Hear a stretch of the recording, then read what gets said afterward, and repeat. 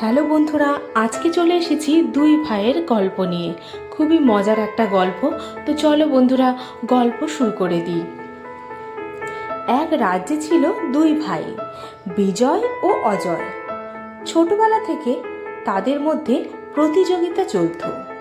বিজয় ছিল চতুর, বুদ্ধিমান, কিন্তু অত্যন্ত অহংকারী।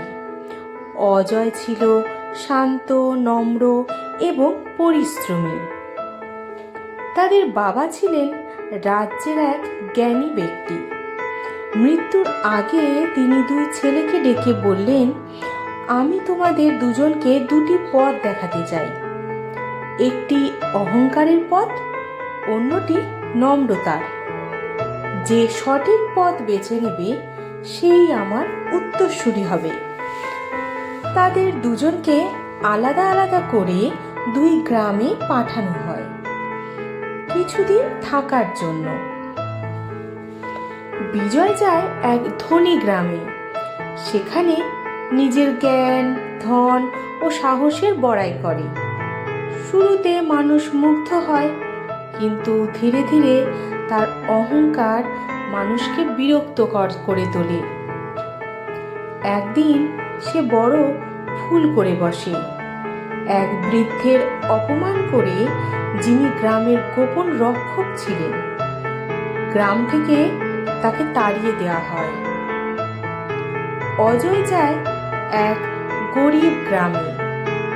সে চুপচাপ মানুষকে সাহায্য করতে থাকে। কারোর ঘর মেরামত করে দেয়, কারো অসুস্থ বাবার জন্য ওষুধ কিনে দেয়।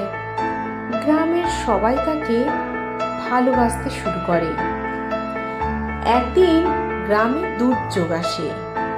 অজয়ের নেতৃত্বে সবাই মিলে সমস্যা কাটিয়ে ওঠে। কিন্তু দিন যায়, বছর যায়, দুজনেই ফিরে আসে। বাবা তাদের অভিজ্ঞতা জানতে চান। বিজয় নিজের ভুল ঢাকতে চেষ্টা করে। অজয় শুধু বলল, মানুষের পাশে দাঁড়াতে পেরে ভালো লেগেছে। বাবা সবাইকে ডেকে বললেন, নম্রতা মানুষকে বড় করে তোলে, আর অহংকার মানুষকে একাকী করে দেয়।